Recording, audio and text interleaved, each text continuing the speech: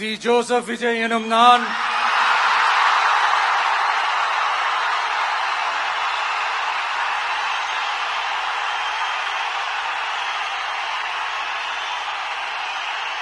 சட்டப்படி அமைக்கப்பெற்ற இந்திய அரசியல் அமைப்பின்பால் உண்மையான நம்பிக்கையும் மாறா பற்றும் கொண்டிருப்பேன் என்றும் இந்திய நாட்டின் ஒப்பில்லாத முழு முதல் ஆட்சியையும் ஒருமையையும் நிலைநிறுத்துவேன் என்றும்